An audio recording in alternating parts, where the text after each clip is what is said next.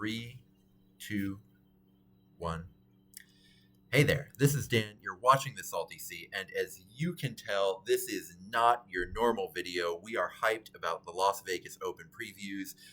Joining me here are Mike and Cody. Mike, say hello to the people now. Hey, what's up, everybody? Cody, your turn. Hi, people. How's it going? I'm so happy to have other hyped people about Warcry on the video with me. We saw a pretty sweet preview video along with a whole bunch of other pretty interesting details. I was very into it, so let's just get straight into the Lumineth first. Mike, what'd you think about these elves? They are wicked. I love like the masks and stuff like that they've got going on. They're real slender, which I was kind of surprised by. I feel like the other Lumineth were a little chunkier, but I'm just stoked to see that we're digging into elves. Hopefully on a new algorithm to see what they're looking like. But yeah, they're pretty. They look so dynamic. I love the two-bladed weapons that they got going on too. Just big fan. Cody, I haven't seen you play an elf yet locally, but you do play Gore, which are basically elves quietly in chaos. What are you thinking about these elves? I think Mike kind of nailed it. I really like these heavy armored guys, and I like these dual blade weapons. I think the leader having that like hand trident is a really cool watery touch. I'm not as big into these lighter armored guys, but I'm really excited to see what they're going to look like. I think Gore get away with some things that other elves don't because they have access to the Doom Bull and the Bulgors, and I want to see Order elves work in Warcry. So I'm excited to see how these turn out. Yeah, and I don't want to get too much into the mechanics quite yet, but I am pretty hyped for these. I think the armor on them and the face masks on the elite ones looks incredible. I love what I'm seeing as far as potential weapon options. A lot of 2-inch reach clearly on some of these little spear elves, but then is this like 2 ice picks with a rope in between on this one elf next to the leader? I don't know what that is, but I'm pretty excited about it. Yeah, it's got like grapple hook vibes, like swing it around and you can latch it onto something, maybe some fun pulls coming, but yeah, it looks like it's got some range to it for sure. Yeah, absolutely. Whatever that is, I hope it's really cool. I really like. Yeah, I think these armored elite elves are incredible looking. I'm with you, Cody, as far as not totally understanding necessarily what's going on with the cheap chaff elves, but this is the case in almost every Warcry warband that has really cheap chaff in it. Is they just try to make them really simple looking, and that's fine with me. They're simpler than any of the individual Lumineth fighters, but that's okay. They can be cheaper. And if wardens are 65 points and the cheapest, simplest thing we've got in Lumineth, I wonder what these guys will be. Yeah, I mean, you said you've never seen me play elves. I have a bunch of elves, and I have not painted them. So maybe having some simpler models is going to make that a little easier. Be able to actually see these painted and on the board. Yeah, even the simplest. This is an 85-point elf I'm holding up to the camera right now, and this is the Stone Guard for you guys who can't see my screen. And this guy is extremely complicated for someone who they are expecting you to paint 7 or 8 of to make a Warcry warband work. So, yeah, I definitely think. Though when I look at the simple elves, they've all got suspenders on, and it's not like suspenders are hard to paint or anything, but they are like an extra detail that you might not see in like the most basic battle line of other families. So Lumineth always have to be just one step more complicated than you would want them. I don't know if it's sorry, go ahead, Cody. I don't know if it's their face masks, but these light elves look like Blood Bowl models to me. I think they've got these poses. They're all running. They've got kind of like face and cheek protection, and almost looks like jerseys or uniforms of some kind. Yeah. that running comment, Cody, made me think of. That's what I was going to say. Is that they have the best balance out of any faction in AOS in general. Look at these like balance spots they're on. Like half of them are like completely leaning over, one foot on almost everybody on the ground, the other one up in the air. Just such dynamism, but yeah, it's unreal how well they're managing to stay up. Yeah, absolutely. That's pretty cool. It is going to make like doing your own basing scheme a little bit tougher, but I think that's worth it as far as just how crazy how crazy the poses are going to look and how good they're going to look kind of on the field. Let's get into Nighthaunt. I surprised myself with how much I liked these guys. Cody, what is your first knee jerk reaction to this Nighthaunt warband? I like them a lot. I think Nighthaunt have so much opportunity for painting, but there's kind of only so much you can do with ghosts. And my first thought would not be light the ghost on fire, but I think it turned out really well, and that's a cool twist on them. Yeah. Yeah, Mike, how about you? Yeah, no, they're it's screaming to me. Paint these ghosts like they're at a rave. We've got double glow sticks on the right side over there. We got a couple of guys swinging some other lights around. Like, yeah, these are going to be really fun to mess with some neon colors and some OSL for sure. Yeah. Ooh, because they haven't gone OSL at all for these. They're clearly in a very brightly lit room, but you could absolutely do that. You could play with different kinds of fire. And yeah, it's just crazy. Like, you've got two really unique, like, kind of effects that you're going to be painting. Like, obviously the cloaks are always pretty unique for them, but then to have fire on every single model, like, you can really get excited and do some funky things. Plus, like, the guys at the top, those three, yeah, they've got like little spirit things shooting around as well as the fire, so you could like do double OSL on it. Mm-hmm. Absolutely. And there's the fact that there's a bunch of different kinds of fighter here is really promising to me. One thing I didn't love about the Lumineth was, it's a leader, and then there's really only two types of fighter other than the leader. Whereas with these Nighthaunt, they were pretty clear that the torch guys are different from the bladed weapon guy. And then the flame wraiths, the white ones in the back, were a different type of fighter. And so this is something where I could see just lots of different types of profiles, different types of abilities coming out. I'm really excited about that. And whatever these two globes are that the leader is carrying, I don't know what they are, but they look sweet. And it's nice. Like, it's the Nighthaunt answer to Stormcast and Space Marines just having absurd pauldrons at all times. This is the Nighthaunt version of that, which I love. There has been a power creep in the Warcry backpacks lately between the Beast Knob and now this guy. Mm-hmm. Backpacks are the new hats. You gotta have something packing, otherwise you don't know who's in charge. Yeah, absolutely. I'm also interested in seeing how they incorporate these little flaming skull minions that are hanging around the bases of I think they're the flame wraiths on the top here. I'm interested in seeing what that is. I love. It looks like the leader has one of those too, right? Oh yeah, yep, he does. Yeah, there's a lot going on here. I still can't get past the Nighthaunt lore where Nighthaunts are essentially robots, but with a person inside watching. Like, they were talking on stream about how all of these are the souls of people who loved, sacred, holy places and were, incredibly kind and generous monks in life. And Nagash has forced them to go around desecrating holy places.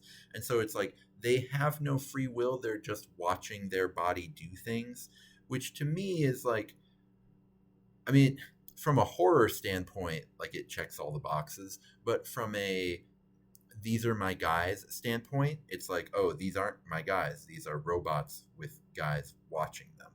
I don't know. Honestly, they kind of feel like they're just representing the Monday morning crowd, right? Like, your body is doing things. You are not participating. This is all of us going into work tomorrow after recording a video again. Oh man, I'm glad you said that. That makes me feel a little bit better. I still don't know how I'll handle them, but we'll see. Let's jump into the terrain. Mike, you said that they showed that the terrain is actually climbable on the other side. Is that right? Yeah, like on the right side there, it looks like Uh-huh. there's a little flat platform. Oh, you're right. Just kind of like Okay. to the right of the eyeballs. And I Yep. think if you go back a couple slides to like the one where I think it had all of them in it, Yeah. um, there's Oh, there yeah, is. see Okay, I the get it. double sword spear guys Mm-hmm. popping on top up there, and like in the Warcom article, it says Yep. you can like make like sneak attacks from it, which is kind of exciting. Yep. And you can If you've got see good that. balance. Yeah, you can see that the top here is flat. So there's actually like a stepwise situation happening, which is actually really cool. Yeah, I'm excited to have this in game. I think terrain can often be kind of the full 3-inch terrain can actually often get not used because it's so high up, and sometimes objectives are on the floor, and then you're actually the climbable terrain can just be an obstacle. And I find that 2-inch terrain, if this is going to be 2 inches up to here, this flat base here, and then another inch up to this one, that can be a lot more approachable and a lot more usable. So that would be really cool. I also just love how fancy it looks. It just, It's gorgeous, decadent. decadent. Wow. It's so beautiful. We don't have a lot in the game. Actually, the last Seraphon Ruins were like hinting at this, but now they've gone all the way in, which I love. It also is one of those. Well, sorry, go ahead. This is one of those terrain pieces I hope somebody else in our group gets and paints so I don't have to. There's a lot of details going on there, and it looks so good. Oh my god! But Shout outs to Dubstep Rob. It I love you, Rob. I'm hoping that you get a handle on this terrain. I hope someone gives you this terrain. I know that you'll work hard on it. Oh man, yeah, this is. I'll agree, Cody. I love this one. I think it looks fantastic. I'm for sure gonna get one. However, I'm not gonna go crazy like I did with the Hunter and Hunted box and buy 5 of them like I did with the Warbands. I think I'm gonna stick to just the one this time. So if Warcry dies, we know we can blame you for not keeping the sales up. That's right. Yeah, Right. directly responsible. They're like, hey, we used to sell 4 more boxes of these every time. What happened? Yeah, I think especially the gems on this piece look so good in the Warhammer paint job. The gems in the eyes are so cool. mm-hmm. It reminds me of the D&D, the classic like prying the gem out of the eye hole. Yes. Yep, like that second edition book. Yeah. Yeah, and I'm excited about the broken Eye of Chotek in the middle there, where we're finally going to get, hopefully, we're finally going to get kind of a lore progression here. They keep, every time there's a little box set, they go, and we're going even deeper in the Gnarlwood, where there's a place where maybe the ruins are. And there's no actual change to what's kind of happening, which I get it. Like they've got to draw this story out for 3 years because that's their rhythm, and we're only halfway through that 3-year period. But this seems like a real step forward in that we're actually seeing an Eye of Chotek, whereas we've never actually seen what an Eye of Chotek is before. Even though if you read the materials and flip through them, they mention Eye of Chotek constantly, so I'm pretty excited about that from a little dweeb point of view. It seems like it's more like off the ship, right? Like stuff that's kind of crashed and stuff like that. So between this, like the Starfire pylon, all the like the little scatter pieces that were in the Scales of Talaxis box, we're still slowly heading closer and closer. We still might be on track for getting the catacomb style. Board in the last year of it. I won't give up hope until we've literally seen everything that's come out for this one. Yeah, exciting. If we're only halfway through the season, like you say, and that we're already getting cool stuff like this, like what are we going to get in the next year and a half? Yeah, this actually gives us a while to get from trees to this, but this is really cool. Yeah, we'll get to this late in the video, but this actually gives me a lot of hope for what we might see in the future of Warcry, and I'm very excited for that. Let's just talk about just the leaders. One of the things I've found with Bespoke Warbands is if the leader's cool, it doesn't matter if the rest of the warband is sad, because you get to just play the sweet leader whenever you want in any other warband. I think Askergan Trueblades are the perfect example of this, where that warband is just kind of dysfunctional and odd, but the leader is so cool and so good that if you bought Askergan Trueblades, you're not disappointed, because your favorite model to paint is just awesome, and you play in every single Death Warband if you want to. It's not a must take in Death, but it's a like defendable to take in every Death Warband. And so I'm really hyped on just like bespokes with good leaders in general, and I'm pretty excited about both of these. Which one do you like the best, Mike? I'm always partial to ghosts, so I can't not Sure. go with the ghost. But man, just the dynamism of the Lumineth one, got like that rapier, and then like the mini like a sai almost like Raphael from Ninja Turtles had. Yeah. How about you, Cody? I do think the Luminous one is probably my favorite. Like I said, the Warband as a whole was kind of hit and miss, but I think this leader has all the elements from the Warband I like. He's got that cool helmet, the really cool weapons, the pose is really cool. Yeah, I was really surprised. I've never really liked Nighthaunt, but I think I prefer the Nighthaunt leader slightly. I will probably play Lumineth before I play Nighthaunt. I'm definitely getting this box, but just the weird globes. I'm actually serious. I really like the weird globe backpack. I don't know what it is about it from like a composition standpoint, but something about it really works for me as far as like the two circles on the sides, and then the flame kind of makes a circle too, so it becomes this kind of triangle situation going on. I don't know, it just works for me from like a composition standpoint. I have a scary question though. Do you dare speculate on what these leaders will be like to play? Like if you could write some designer fan fiction about what each leader would go for, Cody, what would you? Do either of them speak to you for something you want them to do in game? I mean, they've been on a really good streak of having really cool new abilities with these bespoke warbands. Mm-hmm. And before we went live, Mike was kind of giving us the rundown on the lore for these Lumineth. And if they find a way to bring flooding the battlefield into an ability, that could be really cool. We've seen pull abilities before. Do these guys get a push? Can they use waves to move people around the map in some way? I'm excited to see the abilities. You have in there a note that traditionally Lumineth only have 18 wounds, but that doesn't matter when the Nighthaunt only does 0 damage. So maybe we're going to have an issue. Maybe these are balancing play against each other, and they're no fun against other real warbands. Oh man, that'd be great. We got the same as the Hunter and Hunted, where it's like, yeah, they're built to fight each other really, really well, but once you go outside of that, it gets a little wonky. Yeah. Some of the Lumineth leaders that only have 18 wounds, like, they don't suck. They just don't take up the slot that normally you reserve a leader slot for. Like, I'm thinking about the leader of the hammer people, the little cow worshippers. It's too far back in the box behind me, but the cow worshipper leader is like just a regular cowman that just costs 20 points more, and you barely get anything extra for it, and that's your 16-point cow person. A lot of Lumineth leaders are like that, where they're super cheap. I mean, they're not bad fighters, but they just don't do what you expect a leader to do, and then that kind of constrains your ally spots, because that's what GW has essentially said we want to be looking for when list building is heavies and then troops. And when you have something that's kind of halfway in between as your leader, it puts you in kind of a slightly constrained space, which can be tough. But it's not like the leaders in Lumineth are terrible on their own. I mean, I'm interested to see where this fits, and I hope that it has a great ability.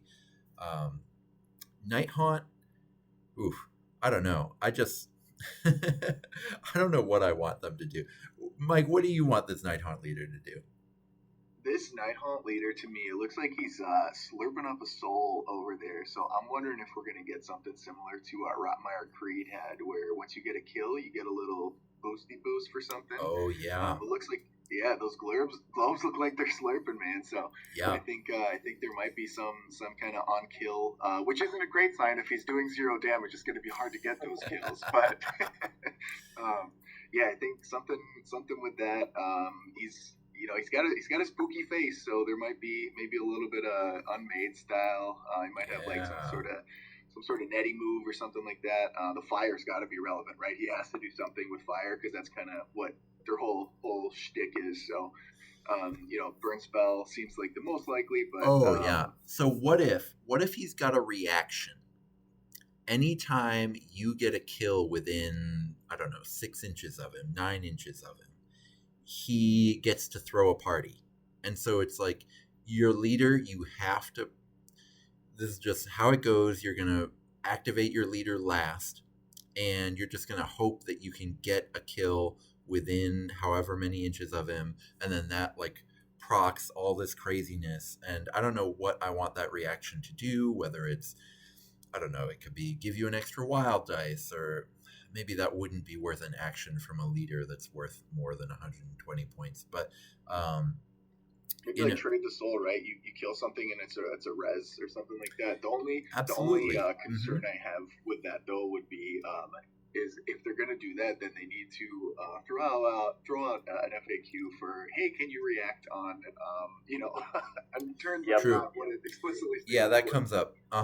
Yeah, we've got a few things definitely. that are in that kind of gray area of what can you react to and when, and that absolutely. Yeah, that can be tough. I'm still very excited to see what these leaders do. That's become one of the top things I think about when I look at new bespoke warbands. I will be playing, for example, in Gorger Mawpack. I will not be playing Gorger Mawpack very much, but I will be playing Clawbacks a lot, right? So I get really excited about bespoke leaders now, which is a really nice change because in first edition, the famous thing about every bespoke warband was that they are being held back by their terrible leaders. So looking forward to this. I'm feeling hot take for the Lumineth one. I got a feeling it's gonna feel like Huanchi or like Flame Seekers and stuff like that. It's probably going to be super synergistic internally, but not have a whole lot of external use. I think it's going to be cool, but I think it's going to mostly rely on in-faction fun. Unfortunately, that'd be pretty in line with right. how Lumineth already are, wouldn't it? Yeah. Yep. So it's all right. It's a warm take. It's a take. We'll give you that. Well, like any warm take, it's like they are needed. Being warm. Right. I prefer being warm to being hot, like in general in my life. You can always be nice and cozy and warm, but being uncomfortable and hot is no good. Anyway, let's get to the pets. Every Warcry warband in second edition has had sweet pets. Please, in the comments, tell us what pets you wished we'd gotten in this set. I actually don't mind that we didn't get pets. I think that it's good for them to buck the trend, but I am very surprised about it. Yeah. Were there any pets you guys thought we'd get? I mean, the trend and the joke has been monkeys. Are we going to get more monkeys? Is it going to be a ghost monkey, a skeleton monkey? Do the Lumineth water elves get a wet monkey? Oh, no. We'll get to it later, but we got a monkey. Yeah. No monkeys, no dogs. I'm fine with this, but I did kind of hope that we'd get, like, I had heard rumors about seahorses with the Lumineth, and I talked myself into like a giant Achillean king-sized seahorse, which was obviously pie in the sky. The Lumineth, especially in their Underworld's warbands, have had some really good pets before. They have. That's actually, what the Ydrilan hasn't. It's been the Ydrilan. The Ydrilan have had the best pets, but the Lumineth have owls everywhere. If you look, Lumineth are like covered in owls. If you like really take a look into their stuff, the Underworld's warband is covered in owls. They're everywhere. So a huge owl would have been hilarious and awesome. But oh well, that's fine. There's not a lot of playable birds right now. That's true, but that's an artifact of what's currently going on in the game. I'm sure the pendulum always swings. I wish it would swing a little faster. I wish we'd get an update sooner rather than later, but whatever. Let's get into what's better than owls is giant ravens. This will never get Warcry rules, but I just have to talk about it. I mean, what an incredible model. Whew. Mike, vamp for 3 seconds on this incredible Crone Seer. Yeah, birds everywhere, wings enormous. How about are they eyebrows that are really bushy, or is that just hair coming out of the eyes? What's going on here? I don't know, but I don't need to because I love it. Oh my god. Okay, yes. Someone in our local Discord said, "What a terrible way to wear your hair." I couldn't agree more. But yeah, Chris. It really feels like the beginning of an infomercial. It's like, does your hair get in your eyes? And then you see this person that's just got no idea how to do hair. Yeah. So, Cody, how would you what excuse would you make to try to fit Krethusa into Warcry? I think the obvious one is put it in either Daughters of Cain or Corvus Cabal. Especially, it looks like a pretty big base. Yeah. Corvus could use some help, and the FOMO is a very easy way to get help into a lot of warbands. So I think squeeze this onto a 60 mil base if it fits on there. Call it a FOMO.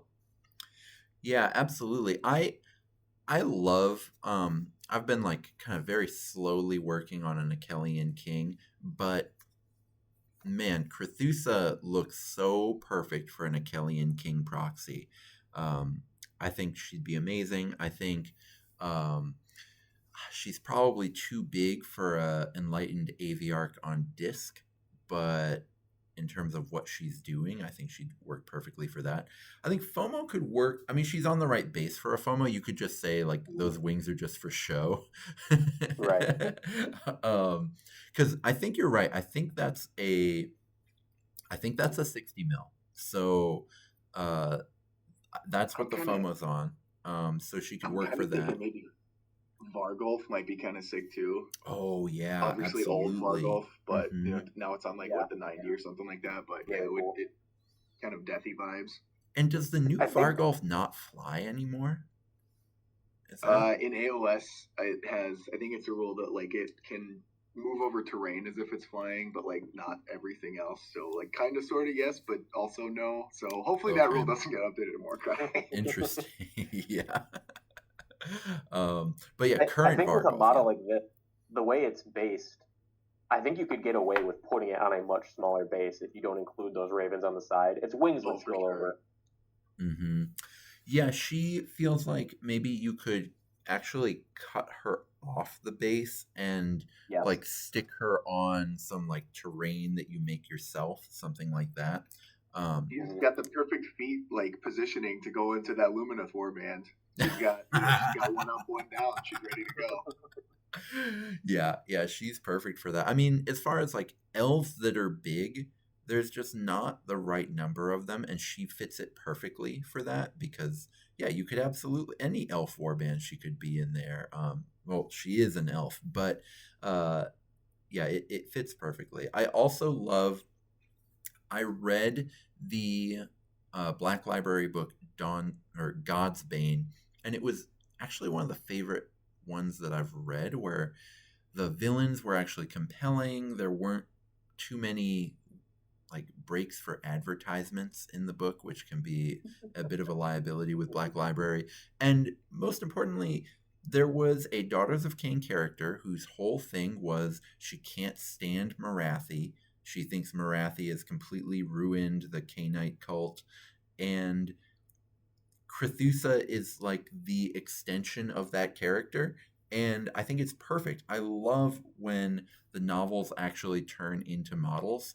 I think that's beautiful. I think one of the critiques that gets leveled at AOS by people who are acting in bad faith is that there isn't any there, right? That there's not any new characters or any new things you want to sink into. And I think everything about Daughters of Cain to me is a proof that moving from the old world to Age of Sigmar was worth it.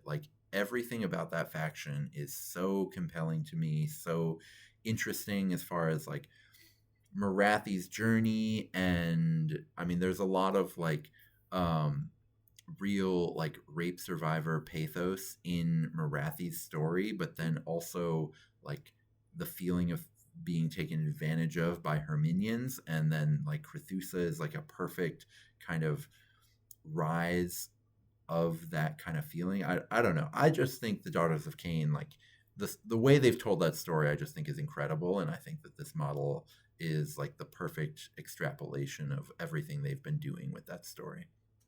I'm so excited. super moody and like emotional, right? Like it's evocative. Yeah. So anyway, this counted for the hot pet power pole takeover. I'm very sad that we didn't actually get to have a hot pet power pole, but she has ravens and those are pets. Let's get into the third warband that they released with this preview, and I'm extremely excited about this.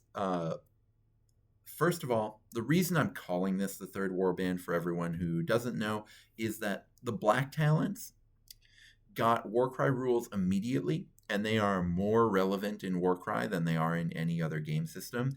GW has, I think, pretty strongly indicated that they consider Warcry the place for you to play these boxes. I think Black Talons are awesome, and they're awesome in Warcry. They're not necessarily like competitively a meta, noteworthy in the meta, but that's fine, and they are very solid, and you can absolutely kind of do your thing with them, and I expect these to be no different, and I think that's perfect. There's such a wide variety of them. I love them. What are you guys thinking, Mike? Which one's your favorite? That's all right. That's not a fair question. Okay, no. Okay, which one's your least favorite? How about that? Man, it's got to be what's Grappling Hook doing up there? Just getting ready to proxy as the Cities of Sigmar Whisperblade? Is that what he's getting ready to do? He's going to hoist himself up in a different warband. That is actually that is a Whisperblade. That's true. I was just thinking though, like I was like, there's kind of a pet pall here, right? Are you a fan of bird-headed dogs or Egyptian cats? You might, we might have snuck one out in the end. Yeah, we really did. Oh my God, I wish I'd done that. I agree. Yeah, absolutely. Cody, what's your favorite model that you see in front of you here? I think my favorite is the one with the grapple hook. I'm going to disagree with Really? Mike. Oh, yes. Okay. Oh, no. I think to me, like that grapple hook means it's a great pose. It looks like a cool model, fun to paint, and I think that means a cool ability. Is it going to climb terrain or pull somebody? It's going to do something cool. It's going to have a double to move up without using the climb at all. No movement required for it. And that's how you win tournaments. So I'm in. It won. It lost me a game recently when the opponent used it against me. So I can't talk too much trash. I love the double gun person though. Like what a sick pose. What like the hair is incredible on it. It's so like having the face incredible. Like partially obscured like the Hexbane, that beefy boy that they had. Like it's just what a move. I love him. I don't know if he's Callus or Toll. I know that Callus and Toll are the two in the middle here. This Lantern Man and Double Pistol Man are their new names, but they are I like both of them a lot. I also love the Stormcast guy. I don't know what he's doing in the warband. He doesn't really fit with the rest of their aesthetic, but maybe that's the point of him. Maybe he's just like awkward dad. I think it's so funny when so the whole lore of Stormcast, right? So you died like giving your life for the cause, and you were the most noble person ever, and then Sigmar is like, you get to have your personal idealized body as long as you're 7 foot tall and super strong. And then somehow half of these Stormcast decide that they just want to be old as shit. I don't understand. Like, it's the classic male fantasy, right? Like all I want to be is just a bald with a phenomenal beard and just a Hulk in armor.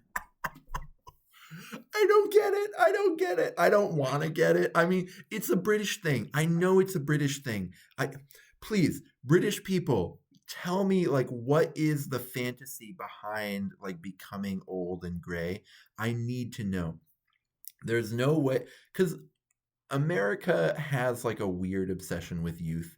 I get it. But that would be worse if they all came out looking like they were from California. Yeah. That would be worse. That would be worse. Botoxed up and. Oh man. Yeah, I just don't get how this guy exists, but I do think he looks great. Other than how old his face is, I will probably give him a head swap. I've got a lot of. They actually do give you a decent number of younger looking Stormcast heads. I'll probably kind of shave one of those down and put that on him. But yeah, I think he looks great. I think that pose with the shield, where he's just kind of resting on his shield, because, you know, he knows you're not actually going to come try to hit him, because obviously he has toughness 6.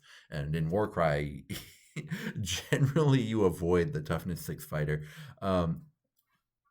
I think he's great. I think he's amazing. I also do like the cat lady. I don't know what she's doing. I hope she has great abilities. But yeah, I think that's pretty sweet too. Let's get into the final thing that they previewed that might be relevant for our game, Warcry. Soulblight, they needed more models. They don't have enough. I do love this Necromancer. I think the standard Necromancer doesn't really move me at all, and I think that this guy is like straight out of an A24 horror film. I think he's done perfectly. As far as, I generally don't like the Halloween store warbands or factions in general, but I think if you're gonna do Halloween store, I mean, this guy I think is so creepy. He really does it for me. I don't know. Do either of you guys have any reaction to this warband? I wasn't paying enough attention when they were revealing this, and I thought it was Flesh Eater Courts. That monkey feels very similar to the Beast Flayer monkeys. Mm-hmm. Yep. Normally I am the skeleton guy. Sorry, what was that, Mike? The monkey's got major stupid sexy Flanders vibes with those cheeks. Just absolutely. Oh man. They are running out of poses they can do with a pillar sticking out of the ground.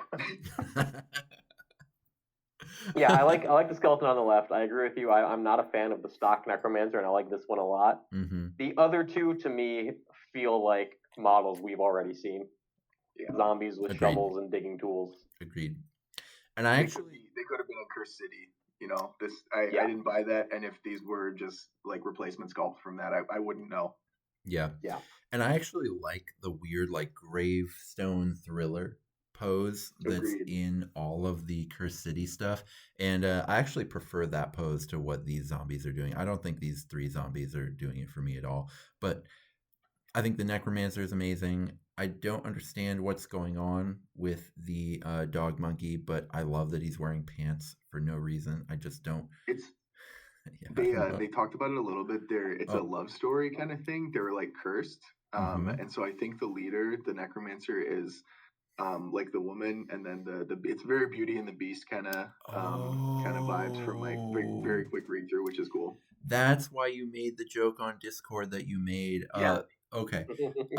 Please, everyone in the comments, write the joke that you think that Mike made in my Patreon Discord. I won't ever share it because it's not okay for YouTube. Okay, let's get into what we can expect from these warbands. I just wanted to kind of put in front of people a really interesting kind of where we've been going with all of the GW releases for Warcry. I mean, one of the primary complaints that used to be a big part of the game that gets kind of bled into 2nd edition as well is like, oh man, bespoke warbands are nothing. Like, the whole thing is just AOS wins Warcry, which is no good at all. It's getting rarer, but it is something that people talk about, and I think it's really worth just going over the various releases that we've had. And I think Hardiger gave us two like really well-rounded, competitively interesting warbands. Obviously, Horns of Hashut turned out to be broken, but part of that was really because of the missions we ended up getting. I mean, they are they are too good, but they are at least like interesting mechanically. And then Sundered Fate was really cynical. Both of those warbands work competitively, but only because they have one good fighter. Jade Obelisk have two good fighters. I mean, the Obelisk Bearer and the Desecrators are both good, but it's just like a couple good fighters and a bunch of garbage. And then Bloodhunt was just two weirdly dysfunctional warbands. Both of the heroes are good, but otherwise they just don't necessarily work. But then the last two, Nightmare Quest was really good. The both of the warbands in there were like very skewed in that one was all chaff and one was all elite stormcasts, but they showed that GW had really put some thought into understanding what works for those types of warbands. They were both very interesting. And then Hunter and Hunted was everything that was good about Nightmare Quest, but taken up to 11. I mean, every single one of those four warbands has got like really interesting mechanics. Obviously, Gorger Mawpack, if you have any treasures that you have to deal with, Gorger Mawpack is in a tough spot. But otherwise, they're incredible. And I've seen Gorger Mawpack in some of the more like center punch up missions just like feel really unfair. So they all just bring a lot to the table and a lot of interesting mechanics to the table. And so I had a real feeling before this that even though Lumineth and Nighthaunt are both based on archetypes that just don't work in Warcry, there's no way they're just going to suck, right? There's no way that they're just going to make these non-functional warbands, given that both of these work. And thanks to Andy, one of my patrons, who also pointed out that the Cities of Sigmar release in Warcry, which was 3 new factions that didn't have to do with a Warcry release, but were just as impactful on the game and the meta as any Warcry release was in terms of just a new rules release. That rules release was also extremely well thought out and extremely knowledgeable about what's going on in the game and how people are playing the game. So I kind of want to speculate with an eye towards optimism here. I know it's really easy to meme on the fact that Nighthaunt is unplayable right now. Lumineth is actually quite playable, but only because they actually don't fit the normal elf play paradigm. Most elves are unplayable right now. Let's kind of maybe take some wild swings at things that might be here that GW are using to make these normally unplayable things work. I don't know, Mike, do you have any thoughts here about what you'd like to see for these warbands? Well, just a more general statement on it. I think this is like GW feels like they've been studying for the quiz, and the quiz is right now. This is have they figured it out? Have they figured out how to fix these elf profiles that are just so difficult to use in any level of competitive play? And the same with Nighthaunt. We're going to know very, very clearly once we see the rules for both of these warbands if they have actually understood it or if they have just been copying off their neighbor and somehow getting lucky on all of these other warbands. So hopefully, looking last 3 quarters full here, hoping that it's all good stuff. But I like kind of the stuff that you've got in here. I think the Lumineth for sure seem like they probably want to have more of a Monster Killers or a Flame Seekers kind of play style where they're going to want to synergize internally a ton. Because otherwise I'm not sure how you fix the elves, because unless they really change the algorithm, I think they really need to have a lot of teamwork makes the dream work. Only internal synergies with abilities and stuff like that to make them do what they need to be doing for a warband that's going to be relevant. Cody, what's your kind of biggest hope for, I don't know, what you would see from one of these two warbands? I mean, I think there's two ways you can look at trying to fix these archetypes, and you could just do a points balance and hope that takes care of it. Sure. But what we've seen with the last couple of warbands is these really inventive new abilities. And so I'm hoping they find a new space for these warbands to be in. Mm-hmm. If these Nighthaunt come out and their thing is they can resurrect chaff, we've already got warbands that do that and warbands that do it better. Yeah. So I'm really hoping they find a cool new space. And I think they've been doing that a lot with abilities, with missions. They've been exploring a lot of design space and had a lot of success with it. Mm-hmm. So that's just what I want to keep seeing. And I mean, even if they're not good, I want them to be interesting and fun. I'd prefer that they're interesting and fun over them being really good. Yeah. Like Quester Soulsworn are interesting and fun, but not very good. And it all kind of works. And their win rate actually is not as bad as I would have thought based on what I think they are like and how I think they're completely non-viable in competitive play. But their win rate is still, perfectly reasonable. It's, hovering around 45%, which is obviously not very good, but like reasonable, which is a result of them just being very interesting and having lots of things to do, even if they're not necessarily powerful. Nighthaunt, one of the things I wrote like a lot of this slide before the reveals because I wanted to, be ready and get a lot of stuff done. But one of the things that I thought, I love the Nighthaunt playstyle. It's just not powerful enough to work. But I would hate for the way to fix Nighthaunt to just be pump up the damage.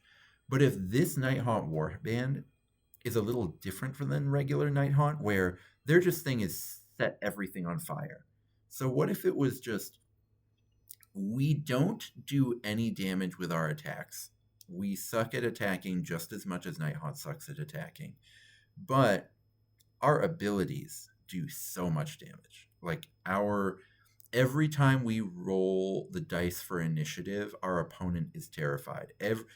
Every initiative roll, our opponent is sweating. And then we get to just hold them in suspense until we've used our dice every single round. I'd be okay with that. As far as just like making Nighthaunt good by giving them damage, that would be an interesting way to do it. I'd be interested to see how that plays out. So it takes you play the warband at that point too, right? There's decision making that you're having to participate in and that kind of stuff. I almost feel like this could give us a what's the word I'm looking for? Just like a rubric for how to fix like Nurgle mortals too. Mm-hmm. Like, if they're just really good anvils, but they can't move. Nighthaunt's kind of the opposite, where they're pseudo anvils, but they can move a lot, but they don't do any damage. So like, I'm hoping that whatever they do for this, they can find a way to get creative with some of the other ones that are struggling. But I like that idea a lot. Just have like monster killer style abilities, but maybe even stronger that are less crazy dice, like random value dependent, a little more consistency. Yeah, and then you could keep the profiles the way normal Nighthaunt stuff is, and they could still be good, which would be nice.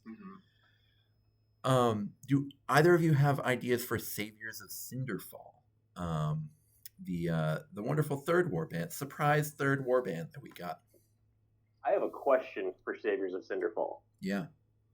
So we had the Black Talons, which were their own contained warband. They were not Underworlds. Yep. They were not the Bladeborn rules, and they weren't the Quester Soulsworn. They weren't all allies. The Saviours of Cinderfall is, I think, 5 models, and only one of them is a Stormcast. Is that a full 1,000 points? Or do you think there are ways to bring these guys into other warbands or bring other allies into this warband to hit 1,000 points? I think there's 6 of them, right? They got the Griffhound on top, maybe. Yeah, there's 6 if you count the dog. So what if I'm kind of, it's probably, I don't know my lore well enough, but I'm wondering if they might end up being like Order of Azir and hang out with Haskell. I think so. Sure. And do you think we get more stuff for that, or are we secretly building piece by piece a new faction in Warcry? That would actually be wild. Oh my god, that would be incredible. That would be everything I've ever wanted for Dark Oath, but just in order. Yes. Exactly. Yeah. Take all Yeah. these cool witch hunter models they've been making and putting in other games and just bring them into Right. Warcry. Yeah, that'd be It's like great. a collectible sticker book. Like you're just getting everyone every couple of months. We release the new stuff. You got to collect them all. I would legitimately be into that. I think that's great. I love that. Man, the thing that I have a lot of hope for Saviours of Cinderfall is they have contrast, which I think is one of the things that a lot of these bespoke Stormcast warbands are lacking. Stormcast Thunderstrike, Stormcast Warrior Chamber are both very viable competitively because they've got like lots of tools and lots of options, but the smaller ones, Stormcast Black Talons are awesome, but they're not competitive. Same is true of Quester Soulsworn, and because they're very similar to each other, and Black Talons, you get to kind of debate when you play Black Talons. Do I want to just play them as the 6 or 5 that they are, or do I want to just cut 2 of them and try to bring in extra fighters? And with Saviours of Cinderfall, you're going to have way more options because each of them is so different from each other. And I think that's so cool. And I don't really have, that's not really a set of ideas or real speculation at all, but it makes me feel a lot of optimism because of what you could maybe see from that and what you could kind of flex as your they're just more flexible, choices. right, than what the other stuff looked like. Yeah. So I'm very excited to see what this warband ends up looking like. I'm excited to cut the stupid Gryph-hound and put in a dispossessed leader. I'll make whole videos on dispossessed leaders. I think they're the bee's knees. But regardless, I just think I think there's a lot that could happen in Saviours of Cinderfall that could be really cool, and I'm very excited about them. I forgot to say before. Oh, yeah. Two random things about them. It's too late now, but I'm still putting it in. One, I think they all have keys on them. Again, I'm pretty lore ignorant. I don't know if that's part of the thing, but I'm pretty sure every model has keys on it, which is cool. Oh my God, you're right.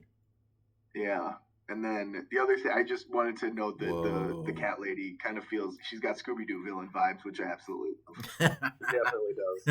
Does the Gryph-hound have keys on its collar? Yeah. Yeah, the Gryph-hound's got a key on its collar. The Stormcast has a key on his thigh plate. He's got one on his head too. He's holding a big key. Oh, you're right. Giant key from outer space held by 2 skeletons. He's got a keyblade.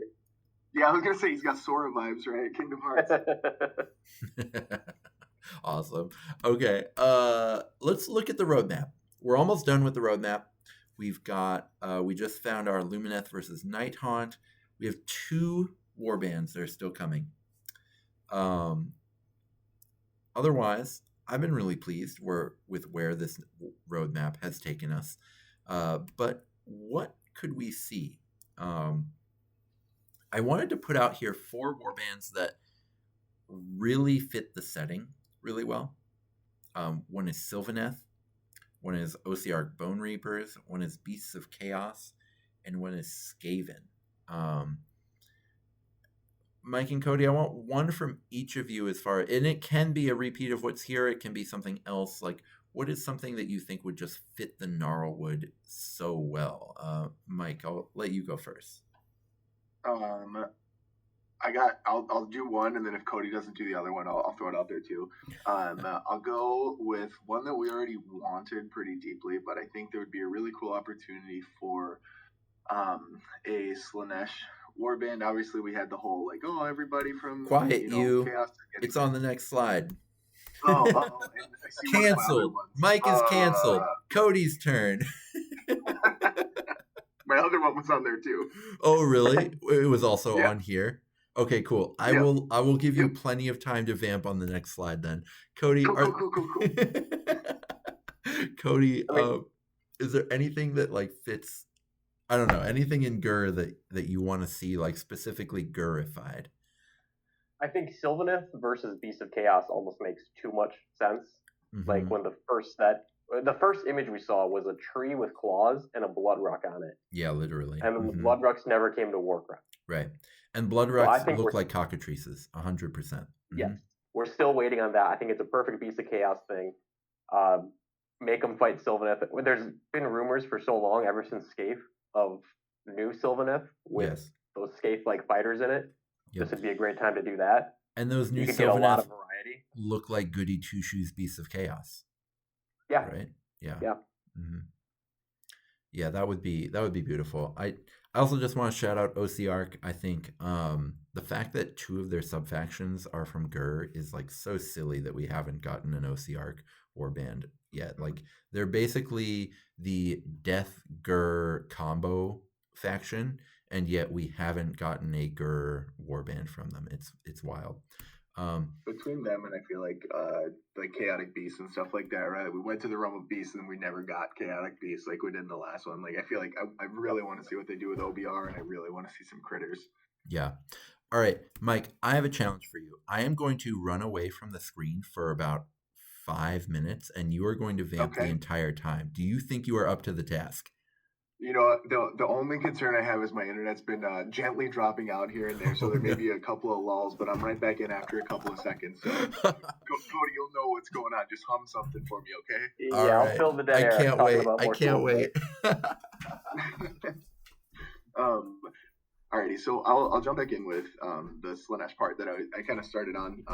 So I think it'd be really interesting to see just like hedonism in like a retreat almost going into the Gnarlwood, where they've found a way to manipulate all of the engines from the crash ship, and they found like this perfect little paradise, like this little oasis in the middle of the Gnarlwood that makes absolutely no sense being there, but they found a way to make it happen. I think there's just a lot of potential. I know a lot of people would be extremely happy if obviously we got the Slaanesh side of it.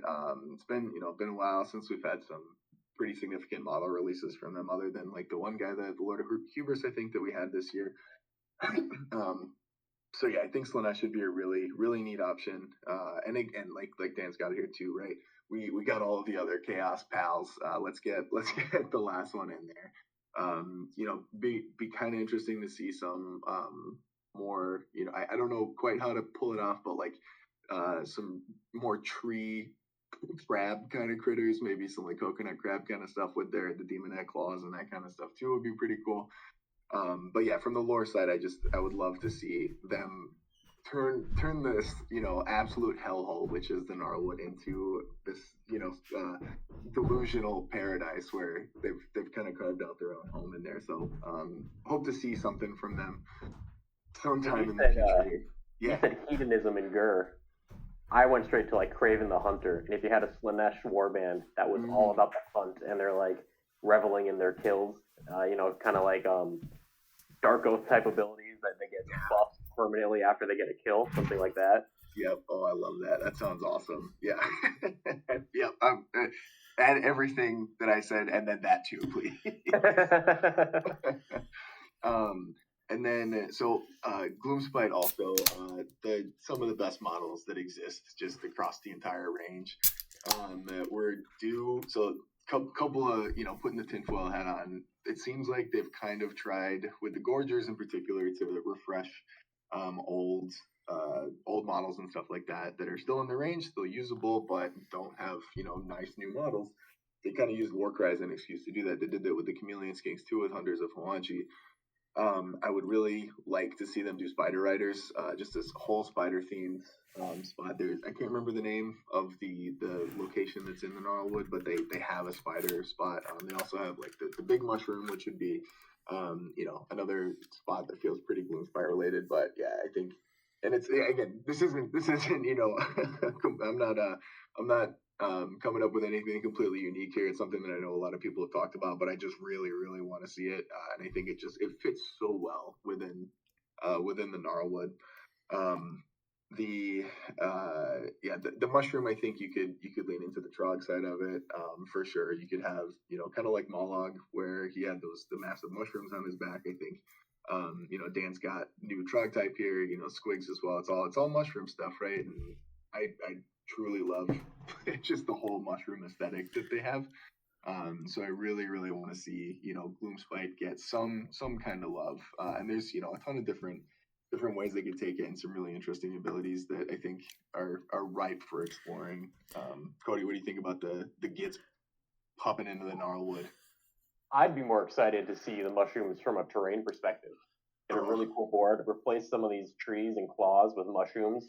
Mm-hmm. Mollog has that mushroom with like claws and fangs. He's got something like that mushroom backry with a platform on top. Yeah.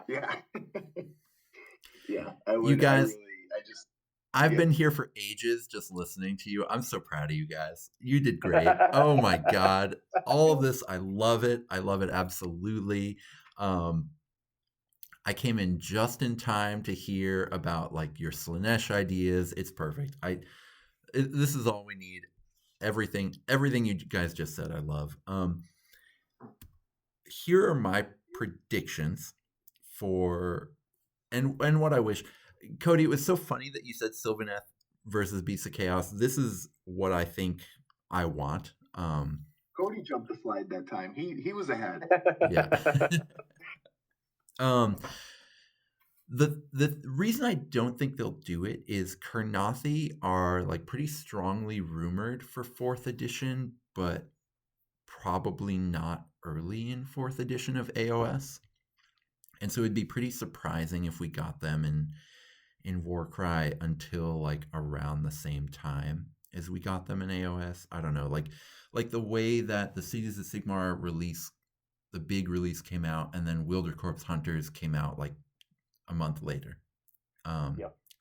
And that's what I would expect with Sylvaneth, which is too bad because I think that they would fit so perfectly into this edition.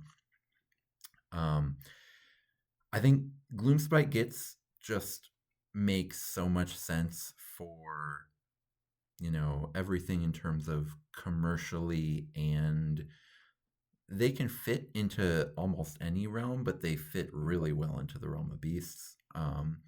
And they sell apparently like hotcakes in terms of we keep getting Underworld's Warbands for them, and the AOS representation of GSG is like absurdly high, even when GSG are bad. And the same is true with Warcry.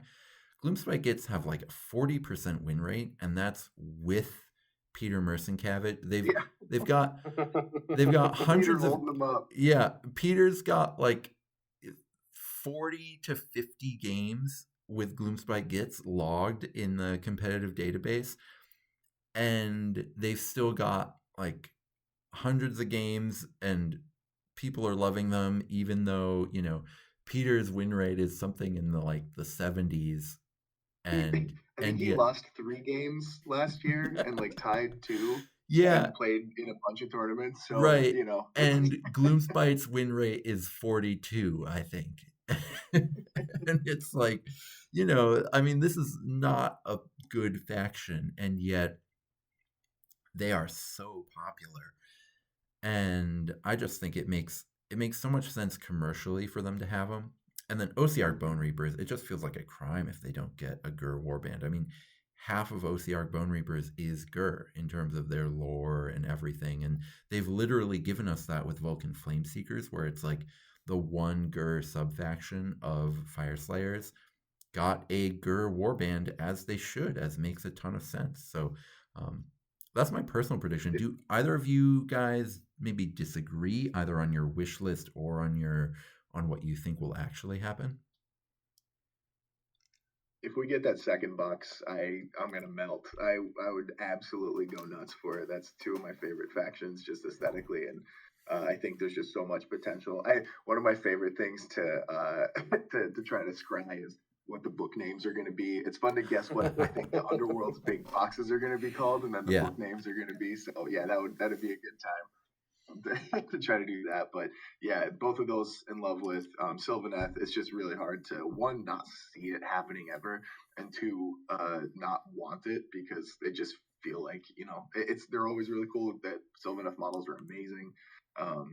And yeah, it would be another crime if they did not end up showing up in a forest. Cody, I'm so sorry. I have to stab you in the back after inviting you onto my show, but are you worried at all about the future of Beasts of Chaos? As far as like how they fit in Old World and how few models you guys have gotten? Like, it just seems so weird that there hasn't been a Beasts of Chaos something. Yeah, I mean, I'm not worried because I Okay. like the old models, Oh, and sure. my warband. I specifically bought the old, whatever their leader is, Beastmaster, Beastlord, before the new model came out. Oh, wow. And my Doom Bull's like hit bashed, so Mm-hmm. they can kind of do whatever they want with the models, and I'll be fine. Sure. But for me, it's more of a hobby side of things. If they make a very jungle themed Beast of Chaos, how do I fit that in with my Mountain Goat scheme? Do they fit together? Do I need to figure out a new scheme? Have two separate Beast of Chaos warbands? Yeah. Okay. Fair enough. Fair enough. I'm glad to hear. If I could have either of these boxes, I would take the first one. Yeah. But if we're guessing names, I think Gloomspite Gits versus Bone Reapers is going to be Shrooms and Tombs. Oh, beautiful. Bravo. Love it. Oh, yeah. That works for me. I love that. Okay. Shrooms and Tombs. That is my prediction, is Shrooms and Tombs. I would be happy with that. I would be happier with, what is it? I don't know, Trees and Peas. Like, what is Horns and Thorns? Oh, there we go. Horns and Thorns. Yes. Okay. I want Horns and Thorns. I would also like Shrooms and Tombs. I think either one of these would work really well. Cody, real quick for the Beast of Chaos stuff, Cody, I hope what they do for you, since you love those old sculpts so much, is they find like they just did for the Old World model. They find like a sculpt that's like 15 years old. They go, you know what? We're never printing this. Let's go ahead and chunk them in a box. So we get all old Beast of Chaos in a bespoke warband for you. This is the first all metal Warcry release.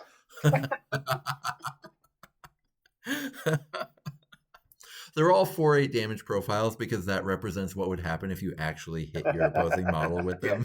Yeah, do not drop this. You sign a waiver when you play them. Yeah, absolutely. Okay. I want to talk about after the roadmap. Sorry to bring the energy down a little bit. You know, I know there's a little bit of fear, a little bit of trepidation in the Warcry community. I've certainly heard, it's been a little while, but I've heard a lot of, it used to be a very popular thing in the Warcry community to go like dead game and predict the death of Warcry. And there were certainly some folks who were very excited to be proven right about Warcry dying last year. It seems like that's less likely now, but I do think we're going to have somewhat of a quiet year after this roadmap. Otherwise, I feel like we would have gotten a new roadmap with this release. Yeah, I agree. Yeah, and so I don't think that a quiet year has to necessarily be bad, because I do think we're going to get a third edition. I think I've heard plenty from people who claim to know things that the major studios are committed to the idea of skirmish gaming, to the idea that skirmish gaming is a necessary on-ramp to lucrative gaming, which is giant armies. But I think, you know, even if Warcry weren't working, I think that they would just try to make a new version of it that worked. And I do think that it's working a lot. This is speculation, but I think that their new release strategy that's happened this year is working a lot better for them than their old one was. For sure. And I've heard I feel like they figured out how to really merge the two into making it so that there's a reason for ALS folks to buy it other than this is just another unit. It's Warcry's where all the terrain lives now, right? Like everything for terrain. The last thing they released for ALS was that at the beginning of third edition, I can't remember the name, but they had like the Aqualith and like the town, and then the crown spike thing, right? So Yep. yeah, everything's been straight in Warcry. So it seems like that's. I think that was Thondian's strong point. Yes. Yep. That's it. Yeah. Thank you. Yeah, I mean, in the LVO reveals today, whenever there was a Warcry or a Kill Team thing, they mentioned several times that everything coming out for these games is also playable in Sigmar and 40k. Mm-hmm. So I think it's pretty clear that that's what their strategy is here. And like you said, it seems like it's working for them. Yeah. And anecdotally from game store owners, I only get to talk to game store owners in the Twin Cities, but it does, and to be fair, the Twin Cities is one of, the Warcry hubs in the US, but it seems like game store owners are selling Warcry a lot better than they were a year ago. It seems like you see more on the shelves, you see fewer sales of Warcry models, right? Like,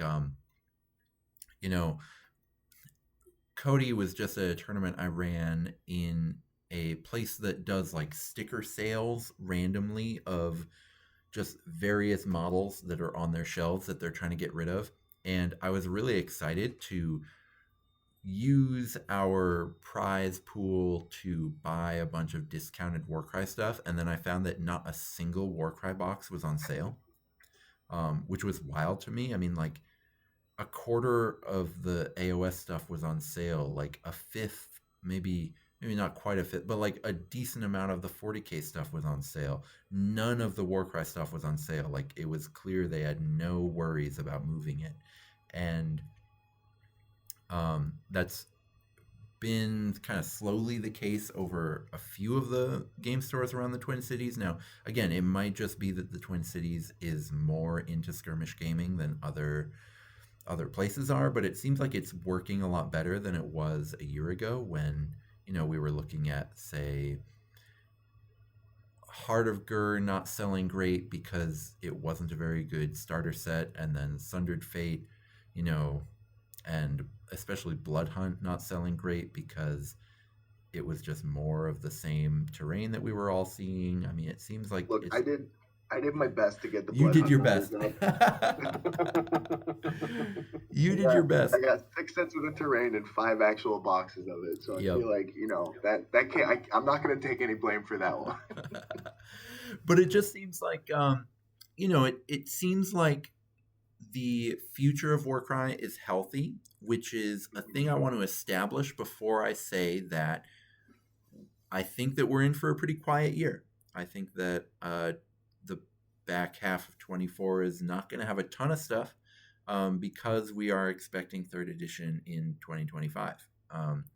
So I do think we'll have some releases. I don't think we'll get nothing, and we'll speculate on that for sure, and we'll give our wish list. But I also think it's a great time for rules shakeups. What have you guys thought about the propensity for GW to just give us surprise, out of nowhere, zero foreplay, extremely like meta defining rules changes in random White Dwarfs? Cody, I don't mind where it comes from. Okay. I don't, it's if they're coming out. Sure. Yeah, what's so weird to me is we get these massive shakeups seemingly out of nowhere, and at the same time we're waiting 9 months for Hexbane to get rules, and we've got new models and all these different Grand Alliances that don't have any rules.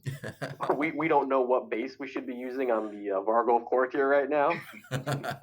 But hey, we're getting new Rumble Packs, new missions, brand new factions all the time. I agree with Mike. I like that it's coming out. It to me, it feels like Warhammer or Games Workshop has kind of accepted the way the community works, and that they can put these rules out in White Dwarf, and I'm never going to own a White Dwarf in my life, and I'm going to have access to all these rules. Yeah. They're not trying to bundle things into these $40 books right now and sell them to us every 2 years. Yep. And I think that's the right move, because we're all in it for the models anyway. We are extremely lucky that Warcry is actually a very fun game. Yeah. But I think we all buy warbands that we know aren't good because they look cool, and we're going to keep doing that. So if they keep giving the rules to us, I think it probably has a lot more to do with did they have a white dwarf that had 4 blank pages they needed to fill out? So they just pulled off of whatever Warcry rules changes they had ready to go and fill them in there? Oh, unfortunately, I think that's right. Oh, no. What were you going to say, Mike? No, sorry, I cut off for a second. No, it's interesting that I can't remember where it was recently, Dan. I don't know if it was you that was talking about it, but the speculation that maybe oh yeah, I think it was when you're on Tabletop and Beyond talking about with like the faction allegiance abilities. They did drop that for technically Old Cities of Sigmar in the last White Dwarf. I think the rules are messed up and they released it under the old faction, not the new dispossessed Castlight formations and the elf guys. So I think they're definitely still looking to explore in that space, which is cool, and hoping I really like the idea. I think it just adds so much more flavor to your warband. It makes them feel less like that bundle of stats, which there's certainly validation, and there's a fun way to play for most people with just these are stats, these are what they do. But man, when you get that melding of what the abilities want to do and what the things look like they should do, it just feels so good to be out there. So more and more of that would be amazing. Yeah, and I want to just tell everyone who likes Warcry, like, you might feel like we're getting nothing, and then all of a sudden something might happen. Like, they've clearly shown that they don't feel any need to let us know ahead of time, but they do feel a need to give us stuff. And I think that as long as we're still getting stuff, that's fine, right? I mean, I'd prefer warning, but it's fine as long as we're still getting stuff, and I think that we will.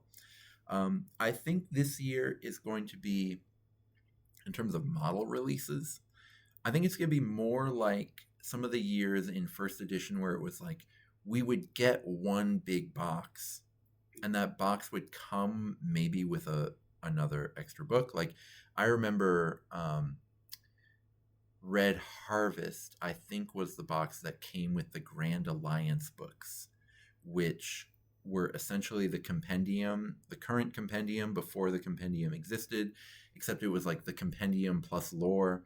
They were, I mean, until up to that time, they were the best Warcry release that had ever happened.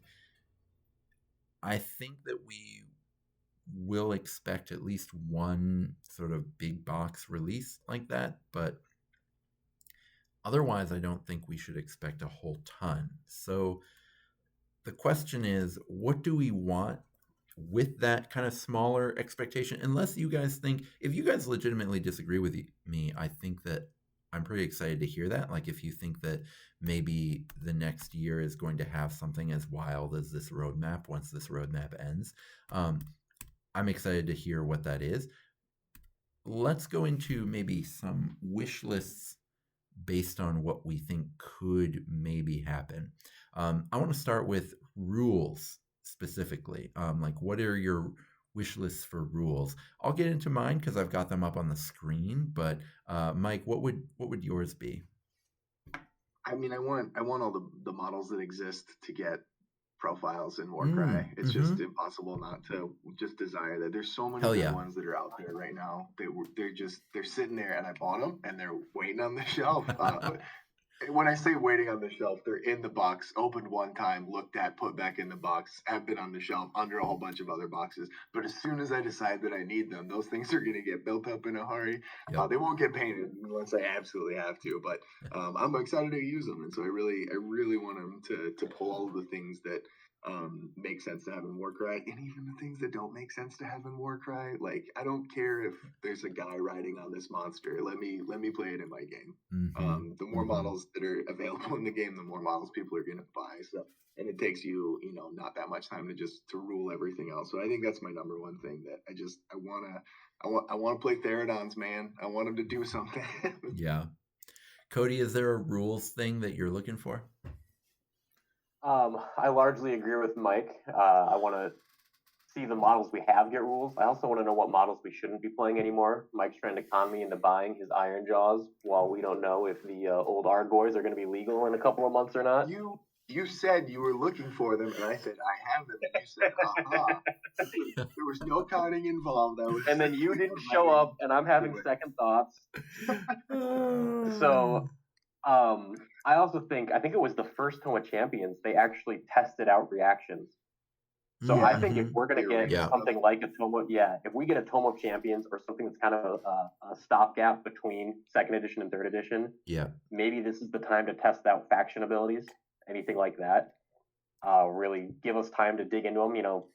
9 months, a year, whatever. And if they don't work out, they don't have to be in the next rule book, and they can exist as something that TOs can choose to throw into packs, or they could test them and learn from them and make them good in third edition. But I think it's a good time to experiment.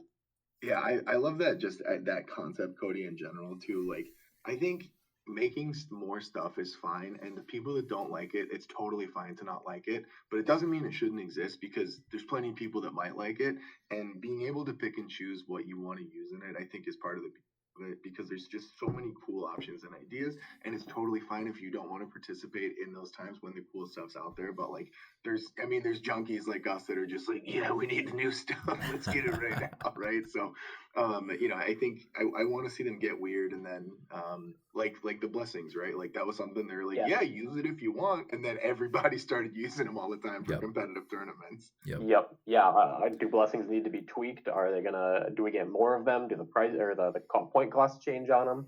And are those gonna go into third edition? Yeah, I wish they would let me shopping a 5-point blessing, I believe. I think we settled on your fall damage is reduced by 1 to a minimum of 1. I love that. I wish they'd let me just like give a little, red pen rewrite to blessings. I would, do a lot for that. I'd be happily willing to pay 10 points on all my future warbands for them to let me change what all the blessings do. But I also want all of Dan's future warbands to be nerfed by 10 points. Oh man, that could be in the rule book. If you have a YouTube channel named Salty Theater named Dan Herrera, you just get 10 fewer points. Sorry, pal. Oh man, that would be devastating. I recently won a tournament with 995, and 5 fewer points would have completely destroyed it. Literally every single piece was necessary. But I do think I was a little bit disappointed. This reveal was incredible to me, but the one thing I was a little bit disappointed about was that there was no equivalent to a Tome of Champions, or, man, like, I know a lot of the people who were super into Warcry in first edition when the Grand Alliance books came out are not still into it, but I was new to content creation. I was new to Warcry when the Grand Alliance books came out, and it was the most revelatory, like, it completely changed how I thought of what Warcry was capable of when just these little, 50-page little booklets came out, like 4 50-page booklets came out, and that was it. And it just completely changed what I thought the game was capable of. And just a little update like that could be so huge for the game, and that's the main thing I want. I mean, just a little booklet, whether it's a Tome of Champions, whether it's, something that isn't a Tome of Champions that you call that you call something else, just something with a little bit of everything. I don't need a big points update. Like, a lot of points updates have come with an algorithm change, but I'd much rather see Warcry go with what the big games go with, where algorithm changes come with new additions, new general's handbooks sometimes, but for the most part, they give themselves the leeway to just go, hey, these 10 fighters, too good. We're going to we're going to nerf them. These 10 fighters, too bad. We're going to buff them. And that's it, right? That'd be great. That'd be great in Warcry. Just give me 10 ups and 10 downs. That's fine. That's all I need. It doesn't even have to be the perfect 10 ups and 10 downs, right? You could miss something. You could give me,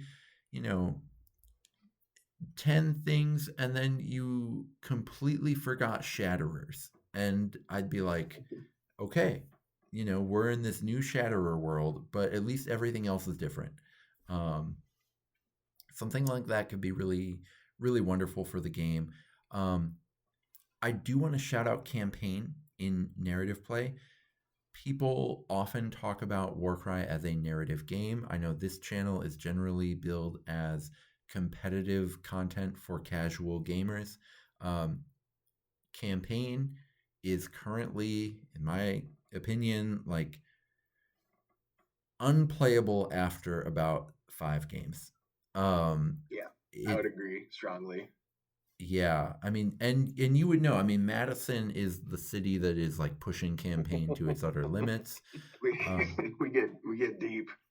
Yeah, and it just feels like the current system of campaign, it was such an improvement from the previous system, but also it's been put through its paces in a way that the previous system just like couldn't have possibly imagined. I mean, the previous system was broken in that like literally in first edition, I remember because I was making content at this time, the number one thing that would come up in my questions, in like random comments, would be, why are confluences so hard? And it would just be people who are just like, I tried 8 times to win my confluence and I failed every single time, and like I'm in tears. Like the last 3, like I literally cried 2 of my last 4 games. And it was wild. And so like campaign is a huge improvement on that, right?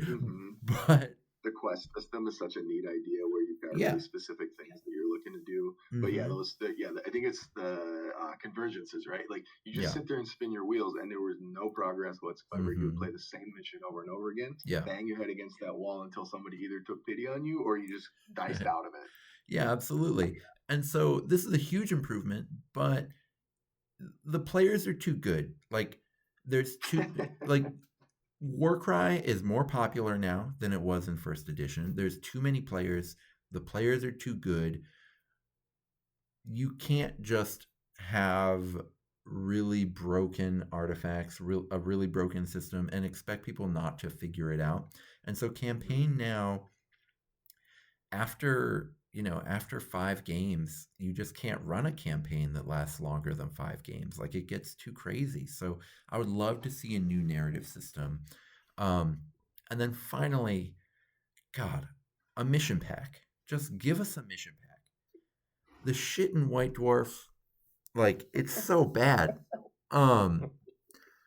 Okay, so the last White Dwarf mission pack was 6 missions.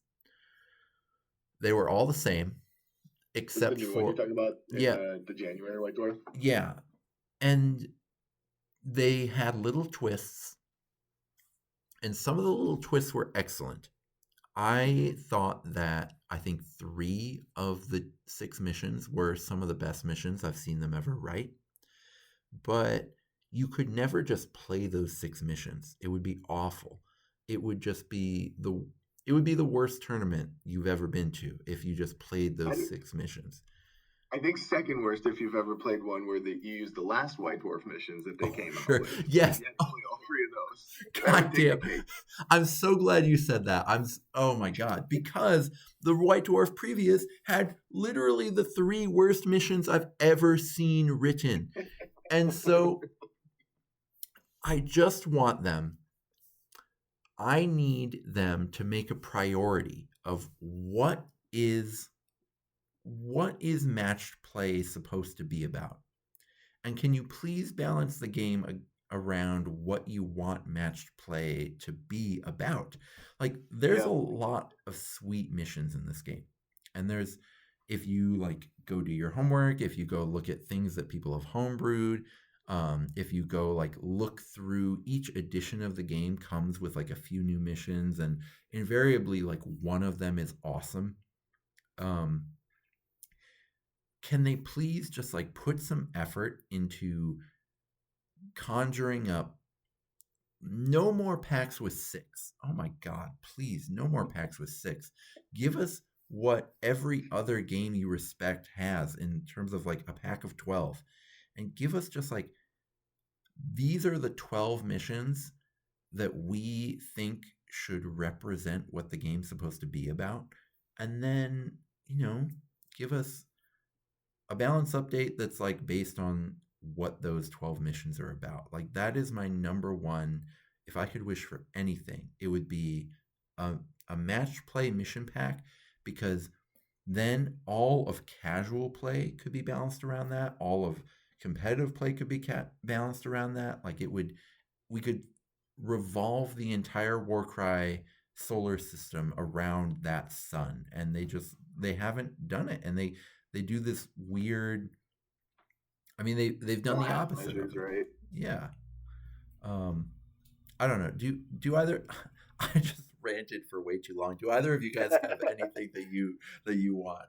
I'm gonna be honest. I haven't read the new White Dwarf missions. So something came up that day, and I saw you guys talking about it, and I just missed them completely. I am in an extremely fortunate spot where I only play in events run by Dan, and so if they put out a new mission pack, I feel like you're gonna have tweaks and ideas on that anyway, and I'll end up playing your versions of those missions. Sure. So to me, I missions are the part that the community. This is maybe a weird attitude to have about it, because we are paying for a game, and you're right, it should function and it should be balanced by the company and the team making it. But the missions are the part that are so easy for us to homebrew and expand on, and even if they give us a pack of 12, are we just going to pick, are all 12 going to be good? Are we going to gravitate towards 4 to 6 of those that we really like? So to me, that's the really easy part that we can kind of take on ourselves. I think all 3 of us have made homebrew missions. I think we've all run events to some extent, and they've all been really fun. And so I like when their new boxes come out. When Hunter and Hunted came out, there were some cool missions in there. But I do think those are more intended for those 2 warbands. And I think what you're saying, Dan, is that you want to see missions that aren't focused on 2 specific play styles and are meant to be kind of an anchor that we can look at for how the game is balanced and how we're supposed to play that. Yeah. And as a kind of a more just an interesting, not necessarily what I believe, just an interesting idea that I'd heard recently. I can't remember if it was today, yesterday. I think it was. Yeah, I can't remember, but it was Vince Venturella was talking about how to fix like the handbook and stuff like that. And the way that he was talking about how AOS has kind of developed across its seasons, that it really switched up the priority on like a yearly basis and stuff like that about how you're going to play, what's going to be good and stuff like that. And I'm completely fine with that kind of idea too. If we have, and you can kind of look at 1.0 into 2.0 as like, 1.0 was pure Horde. 2.0 was turned into basically Horde and Smash, right? It's those 2 things. Oh, right, because Mike, you were really playing in pet meta, weren't you? I got in like right at the end of it, basically. Okay. Like when TOC 21 came out is when I hopped in. Yeah, so I didn't get to see the full part of that, but like I think that I don't even mind when we have these very clearly skewed things, but it's about rotating it around. Like I'm okay with whatever meta exists, but I just don't want to be stuck in that for extended periods of time. So when stuff like Blessings come out, I'm stoked because it changes it. It completely changes the way that you think and build the game. And so any refreshes I take as a positive, just in general. I welcome them and I will embrace them, and I will try to find out a way to continue that, and any support for the game that allows a broad adjustment to what is happening, I think is a great thing for the game. So if it's based on packs, which I think is the easiest way to do it, love it. Let's do it. Yeah. So beyond rules into just models, I don't think we're going to get a ton of models, but I do think we will get some. There's no way they just leave us with a year of nothing. They've clearly put too much mental energy into the game just in the last 4 months. I mean, they gave us 9 warbands in 2 months. I mean, that's wild. That's like, Yeah. that's an absurd amount of development time. So And then we're not going to see another like actual release for like what 4 months until this new box comes out, and then before that we had a huge fallow period as well, like, excluding the starter set. Like, it's insane. Yeah. So it's obvious that like they clearly care deeply about keeping Warcry alive, even though they aren't necessarily going to like give us new things all the time. But it like we are going to get stuff. This is not a dead game. This is not a game that we should be worried about. Like, we are going to get things. So what do you want for us to get? And my biggest thing, and I can't wait to kind of hear what you guys think, but my biggest thing is I just want universal allies for the other 3 Grand Alliances. Every time, and this might just be a content creator curse, I don't know. Mike, I'm excited for you are going to become a content creator. By the time this video comes out, Yeah. Mike will have released his very first video. Apparently, mission packs figure largely in Mike's first video that is going to come out, or at least it's loosely. It's the second one's going to be more mission pack specific. First one's going to be loosely discussing mission packs. Oh, okay, sure. So I've heard that you have some advanced knowledge about a very important tournament mission pack. I'm very excited to hear what you guys have to say about it. But as a content creator who advises people on how to play their warbands, one of the toughest things about it is the fact that the Fomoroid Crusher, the Ogreroid Myrmidon, and the Mindstealer Spheranx are incredible resources for all the terrible Chaos warbands. There are so many garbage Chaos factions. I mean, Chaos is like in crisis because Chaos warriors suck, and half of the fighters in Chaos are modeled off of being a twist on a Chaos warrior. And so the fact that Chaos warriors suck just makes all the twists on them also suck, and so Chaos just sucks.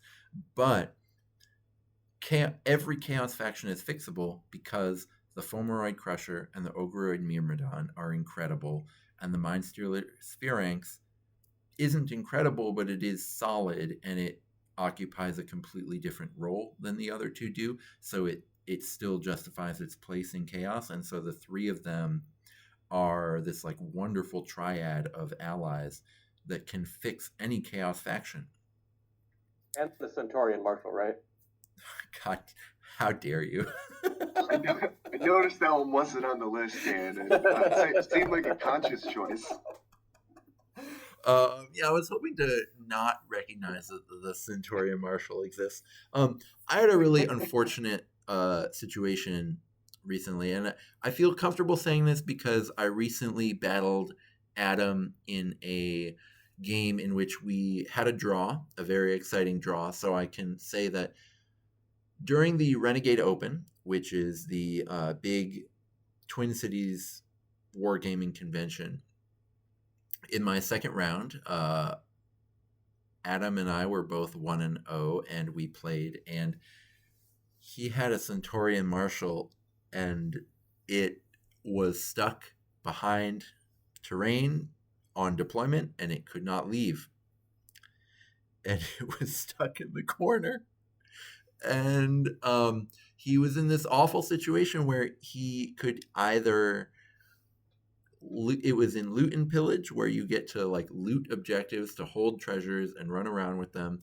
And he was in this awful situation where he could either move his Centaurian Marshal, and I would take all his treasures from him because he would have to run forward, or he could actually grab the people who could loot treasures and move them, and then just have his Centaurian Marshal stuck for the entire first 3 rounds of the game. And so it was just a terrible situation. That model on that base is awful. Let's not talk about it anymore. I wish I'd never even mentioned any part. God damn it, Cody. I'm so angry that you even mentioned it.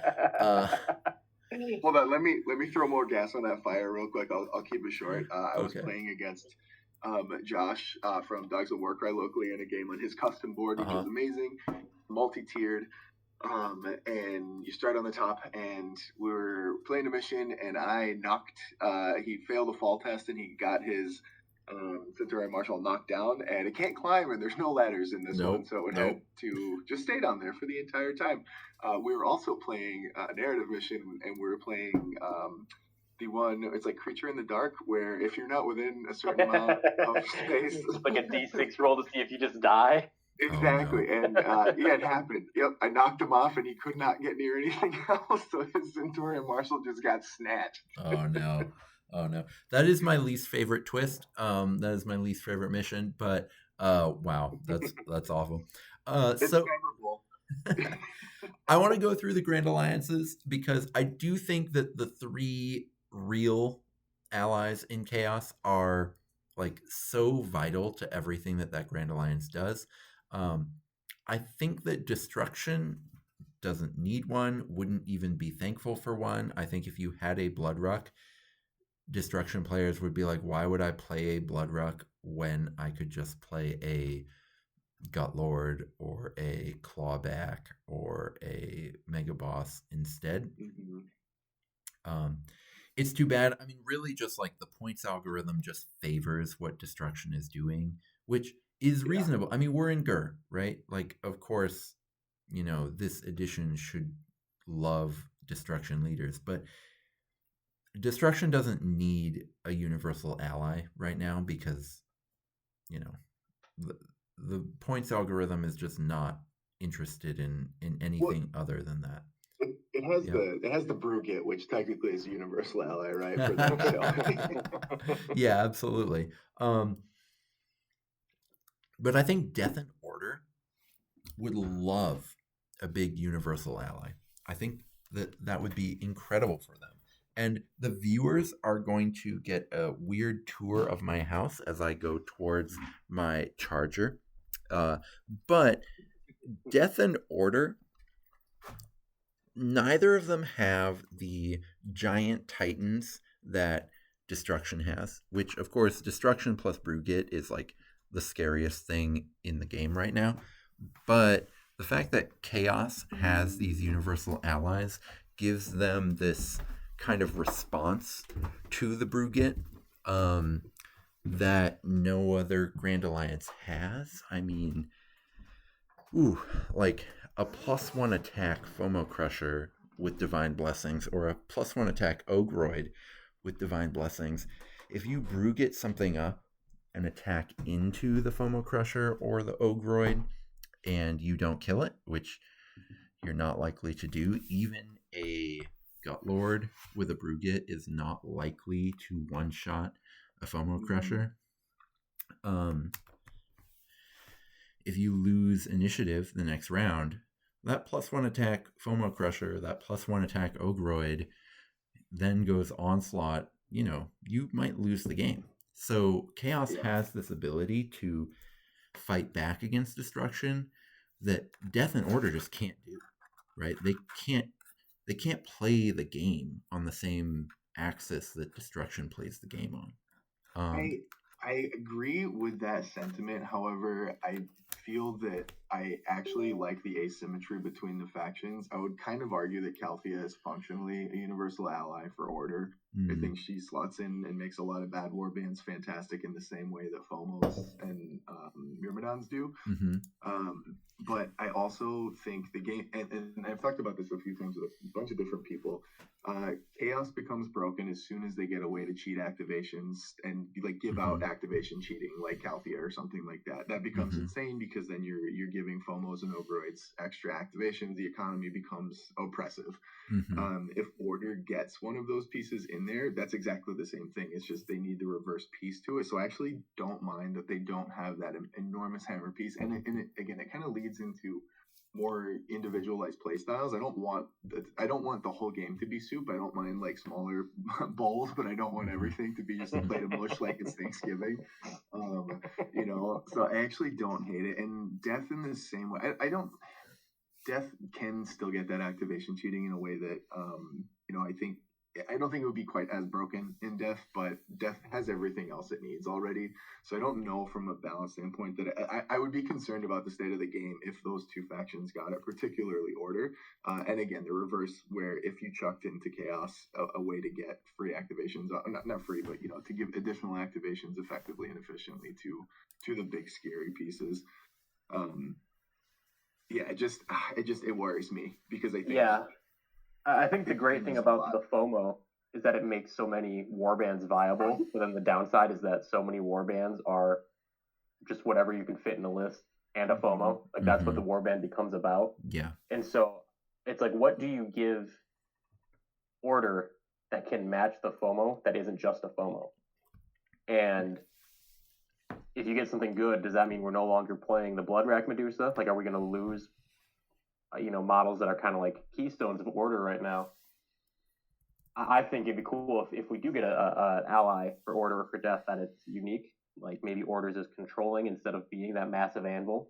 But then at the same time, does the game become less fun if every Order warband is this like unfun netting control machine? Or what do we give Death that feels like Death? Does it resurrect something, and then do we just see that in every single Death warband? Maybe, Cody, you said something interesting there, though. I think giving Order just this absolute wound sink would be kind of interesting. I think giving them not something that hits back super hard, but like the Fusel Major on Ogre Hulk is kind of an example of that, where it's got FOMO defensive stats.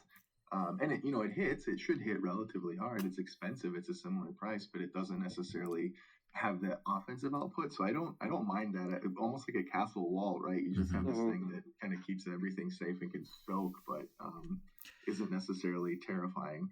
I recently watched recently isn't today.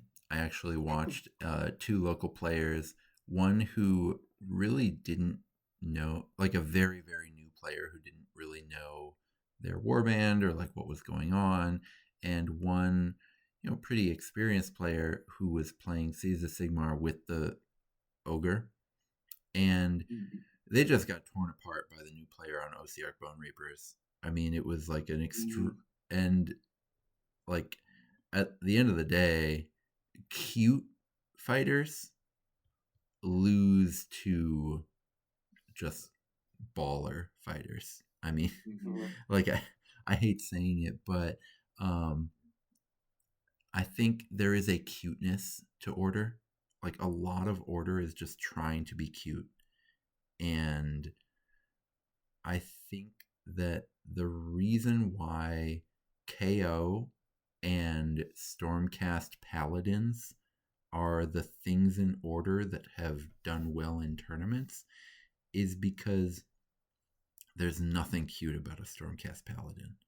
And there's nothing... Well, okay, so KO are very cute, but it's like it's 2 points efficient to be cute anymore.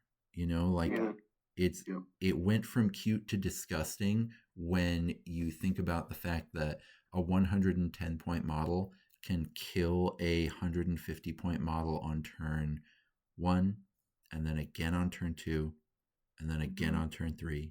And it's like just absurd, right? The amount of value you can get if your opponent isn't prepared for it. So like they got cute aggression when you're still. It's like, oh, it's so cute. You're gritting your teeth and stuff like that. Yeah, exactly.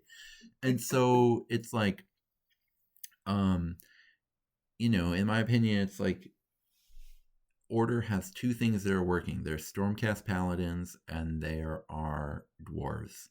And half the Dwarves have been banned now. And so that really kills what Order is doing. And I just don't think you can be cute. I mean, like,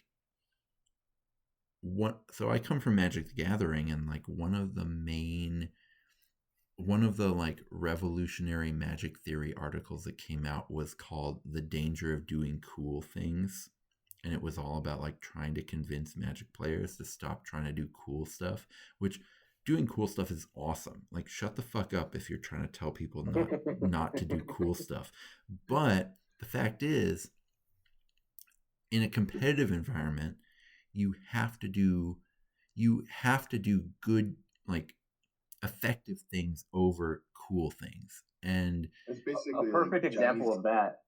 Dan and I played a Uh-huh. game today, and I had a Yeah. rampage of 5, and I Yeah. did 20 some damage in one turn, and Dan won because he walked away with the treasure. Right, because because the less cool thing would have been to deal with my treasure carrier instead of doing Trying to one shot a Vargolf. yeah. I would have done the same thing, Cody. I would have been right there with you. Yeah, absolutely. So, I mean, I feel like Order is full of that kind of cute stuff, and that's why it's really only dwarves and stormcasts that are doing okay in Order. I mean, Order is in a rough spot. I think they've got some options to almost play like Soulblight though, like where they've just got the numbers where they can slow down the scary things enough to do everything else in the game and just make those kind of those small trades into those big models that Yeah.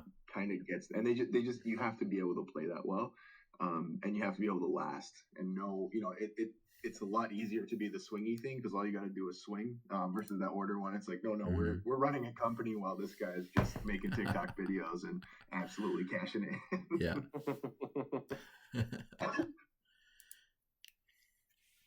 Yeah, right. I would like to see Order get a thrall though, so that all of the thrall rules matter in Order. Like anytime that there's a rule for it, I think they just need to have it. Like make it the birds. I don't care what it is, but put something in there for them. Yeah. Give them something, and like because they don't need free chaff to chuck everywhere, right? And like that's the one scary thing when you talk about those. Anything universal, it can go in everything, so that anything that needs that specific thing is going to put as much of that thing as possible in there. Right.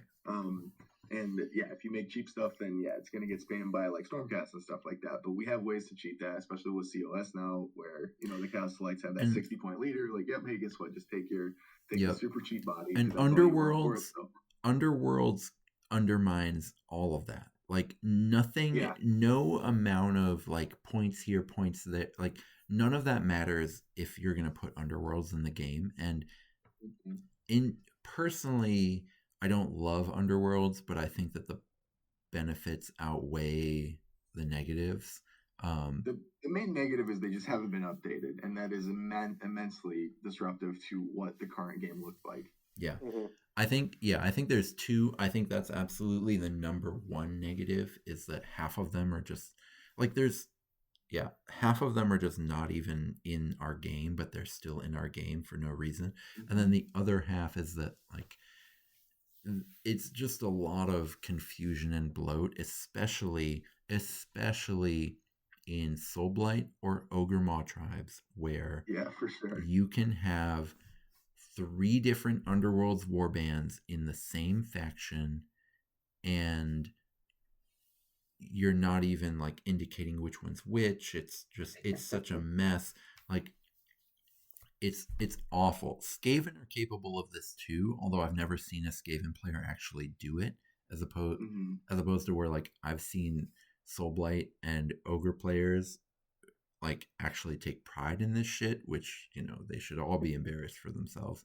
But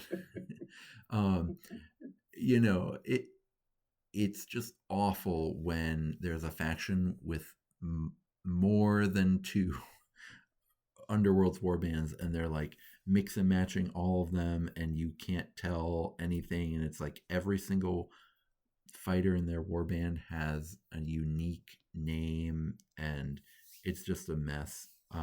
It's just marginally different profile, just enough to be confused. Like I played with Skabic and I played with Ravnica Stench this weekend, and I was even getting confused. They both have the same damage output. They're 2/4. One of them is 4 attacks, 3 strength. The other one's 3 attacks, 4 strength. And like I played them enough to know it, but I would still, in the moment, I was like, oh shit, which way does it go? Let me make sure I get it right. How many dice am I rolling? Yeah, crazy. So, okay, my second wish for. And I actually loved your pushback on like universal allies. I still think I want a universal ally for Death and Order, but it would need to be not just a FOMO Crusher clone. It would need to be like something that is specific to what Death is interested in, something that is specific to what Order is interested in. What I really, really want is new bespoke leader options, like for Chaos specific. I mean, the other factions can have it too, but the first edition, you guys told us that this is what Warcry was about, was everyone who is weirdly obsessed with Archaon trying to impress Archaon, and you gave us all these 20 wound, 200 point, honestly unplayable leaders. Creeps. They're creeps. They're all creepy and they're weird. They're all creepy. Yes, thank you. Thank you for like simplifying everything I was trying to say. Yes, they're all creepy and they're weird, and none of them are good. And I would love to see a way to expand what the bespoke warbands are capable of doing from a leader front, because oftentimes the leaders just don't give you enough options or don't give you new play styles. I mean, so many of the compendium factions, the reason the Warcry compendium is so much better than what the bespokes were doing up until like literally just the last 6 months of releases is that compendiums, different leaders could give you different play styles, and that just wasn't possible. And so that's, I think, why we need additional leaders for some of the bespoke warbands from before. There's a couple ways I think we could do this. The first one is the one that will never happen. So I just want to bring this up. I know that Warhammer Weekly has said this all the time, but literally gold factions, like Magic solved this in 1995, and I don't know why it's taken this long to solve this for GW. Just give me things with crossover rune marks. I mean, a Chaos Warband with 2 rune marks, right? Like the Iron Ciphers or something, you know? So in that example, are you thinking that this is a new warband and it has its own new fighters and new leaders, but it can pull existing fighters from both Iron Golems and Cypher Lords? Right. And vice versa, right? And vice versa. Yep. Like, very cool. Please. Yeah, I love that idea.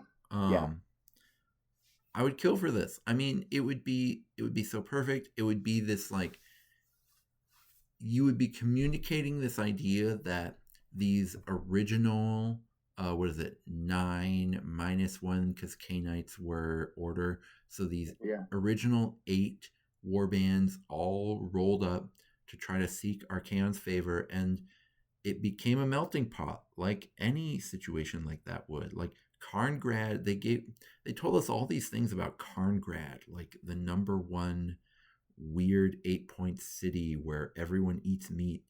Like,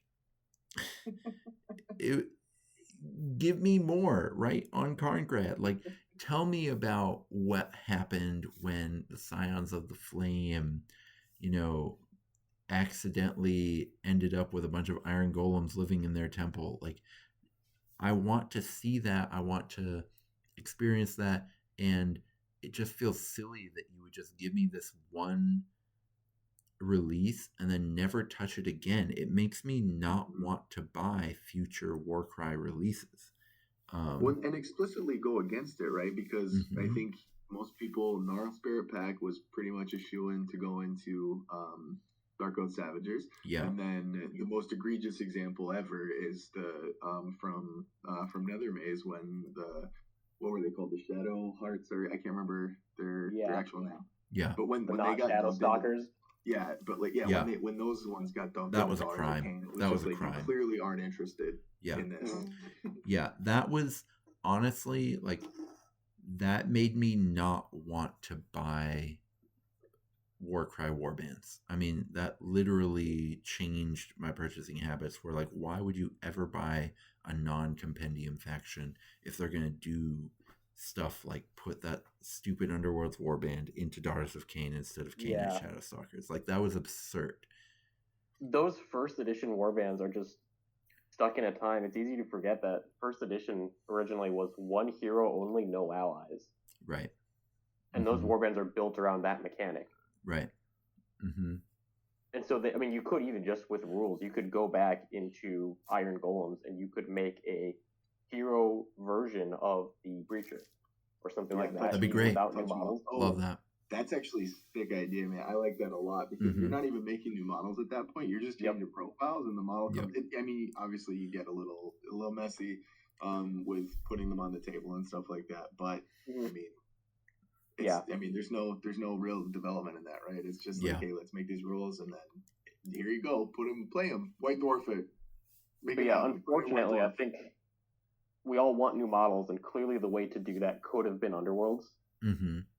Because, if they're releasing one model at a time, that becomes like a pricing nightmare if it's $55 for the new Iron Golem hero or whatever. Yeah. And Underworlds, right? Exactly. Underworlds could have been such a good, $45, you get a new hero and 3 new fighters. And they just have explicitly chosen to not do that. We're bad with money. We are playing Warhammer games. We are going to buy the stuff. Just make the stuff, and it's free money.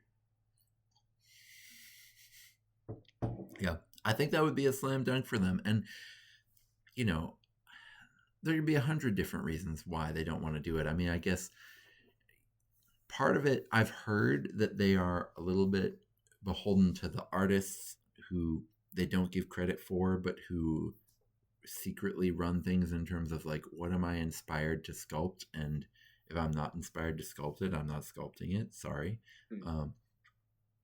That would be... Sure. I've heard that small indie company, right? Right, yeah, small indie company. I've heard that rumor so much, and it's so hard for me to believe because it's like I can't imagine an artist who wants to sculpt another Space Marine. I mean, Space Marines are like the least interesting thing I've ever. The first 10 Space Marines, very cool, but like. These Space Marines have long chains of bullets on their guns, and that's what makes them special. And these Space Marines, their guns, the middle part glows, and that's what makes them special. And like, what are we doing? I do wonder. I'm on board. Yeah, I do wonder when sculpting a new Space Marine, how much of that is like. It's all digitally sculpted. You just load the pre-existing Space Marine model and, make the new details, change his pants or whatever, and 70% of it's untouched. You plug it into an AI, algorithm and go, hey, give me a new Space Marine. Oh, yeah. What if this one was left-handed? Yeah, Midjourney is creating every Space Marine release. And so it's wild to me that even happens, but it just... I have no idea why, if they're going to keep sculpting these things. I mean, maybe it's just, listen, they've decided that the purpose of Warcry is to make updates to AOS that they could never justify in AOS. I mean, they clearly decided that every battle tome has to come with a new hero. And people keep complaining that why do these new heroes not come with new battle lines? And then they're just like, okay, well, we'll make new battle lines and they'll be Warcry. If that's what they've decided, that's fine. But it does kind of hurt. But they're so fickle, though, that, I mean, that's what it is right now, right? The wheel will turn, and then the next thing that they've decided is 100% the game plan for the foreseeable future will happen, and then we'll slowly latch onto that, and then it'll change again, because that's the nature of GW. Yeah, the pendulum always swings. The one last thing I wanted to propose for a way to maybe get some of these bespoke leaders, like bespoke factions, some sort of help, is everything they've already done, god damn it. Like Quester Soulsworn, the Gobblepalooza are all... Everything in the Gobblepalooza is a universal ally. Everything in Quester Soulsworn has a hero faction, or like hero, rune mark. Yep. It's wild to me that they can't do... I mean, the Black Talons should have been this way. Yeah. Although if you could put Rostus in any warband, you would. So maybe it's for the best that they weren't that way. But you know, in general, you can make a faction that is just wildly flexible. I mean, you could do this. You could make a Chaos Callus and Toll where they all have the, you know, Chaos and Toll rune mark, but they all have another rune mark, and you could give them, you know, they're all heroes. They all have the Chaos and Toll rune mark, and then they all have a third rune mark, and each of them has a different third rune mark. And you could be like, Archaon's bros, you know, and it's just like Archaon's. That seems like a potential flavor slam dunk. If there are 8 warbands, 8-pointed star, do an 8-fighter all ally warband. Oh, each god one damn. represents a different of the original 8 warbands. Yeah, you crushed it. Like, absolutely. I would kill for that. And then you just have all of them just be an alternate leader for each of the 8 warbands, and they all have a little bit different ability, or they can all just be in their own warband, and you can kind of do it either way, and that would work perfectly. Man, and the main core warbands just need this so badly. So many of them. They need that diversity. Mm-hmm. Like, I mean, if you imagine like Unmade with any other option other than the Blissful one right now, that's 255 points for a 20 wound model, like that wants to be fighting the whole time. Like that faction is immediately playable. Even if it make it a garbage, make it something that like make it like the Hunters of Hawaii leader, where he's there and you have to take him, and he is an absolute tax, but he is an affordable tax. He's more of a tithe. Oh, absolutely. And I've heard Jade Obelisk referred to as like that 105-point leader is a terrible tax you have to pay to play Jade Obelisk. But that 105-point leader, I would happily play that leader instead of the main leader in Unmade, just to have the like all nets except for, you know, whatever allies you want to bring in. You'd be so into that. And so, man, that would be my number one thing that I could see from Warcry, is just like I cooked a fresh one just now. What if that's where the bulk of the blessing rolls go? You get your vanilla leader for each faction, and they have abilities, and then it's a build your own out of there. It's taking it up to the hibachi grill, and you know, get to chuck it down, pick what ingredients you want. I think letting you build it out the way you want would be really interesting. Yeah, I think that was a thing in Age of Sigmar at one point, like making a custom hero. Yeah, the Anvil of Apotheosis. Yeah. That whole concept, which I mean, and just for the bespokes, right? Only do it for them. I think you open up so many opportunities. You give people the option to make playable leaders, and like they don't always have to necessarily be the same. Like, hey, this base movement is going to be 5. This person's base movement is going to be 3. You know, so they are still unique, and then and maybe have like a stable of abilities that they can choose from, but they don't get all of them. So hey, like I mean, like with any faction, right? Like give them options, just so that they're not so absolutely locked into being the same thing over and over again. And those abilities would just be rune marks, wouldn't it? The abilities are there, and they're tied to a rune mark. You pay a certain number of points for more rune marks. Yep, exactly. Hell yeah. We did it. We fixed it. We fixed Warcry. yeah. Everything that will ever happen in Warcry is excellent now that we've made this show. I mean, like, Warcry was going to be a dead game by 2024 September, and now the game is perfect. So I'm just so glad that you guys were here and managed to save the game. I think everyone that has listened to this, like, please place a comment on whether you think Mike or Cody saved the game more. I would love to hear the battle, and you know, I will make some merchandise socks around whichever one of them won the poll. So This is the replacement pet poll. Is your favorite pet Cody or is your favorite pet Mike? Are you more into toilet toads or are you enthused about Arm Wars? Which ones are you going to be going for? Oh no. Okay. Yep. So I have loved having you guys on. The fact that I was like, hey, does anyone want to try to be my hype man for a quick video about the releases? And you guys not only volunteered, but like stuck with me for this has been 2 hours and 10 minutes. I don't know if you guys know that, but like I'm sure neither of you expected more than 20 minutes of just like hype about releases. So it was worth it to fix Warcry though. You know, I yeah, think I mean we did sometimes it. Right. you can't once you get on a roll, you can't stop. Right. The game is saved and it's because we did it. So this is incredible. Everyone is gonna be so thankful and I can't wait.